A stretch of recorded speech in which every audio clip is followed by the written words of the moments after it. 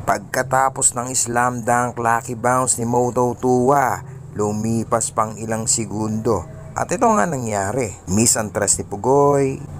At syempre mag-uubos ang oras ang SMB. Dahil lamang nga naman sila ng 1 puntos at na-miss ni Chris Ross ang 2 points. At nagkaroon nga ng jump ball.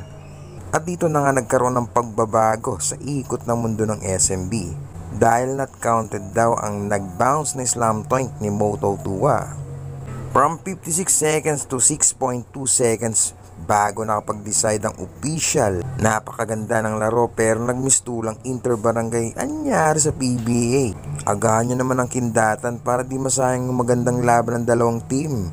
Finals na mga iho. Kaya pag mag-slam dunk, ihagis na lang sa butas. Bawal na mahawakan ng ring. PBA, ano na?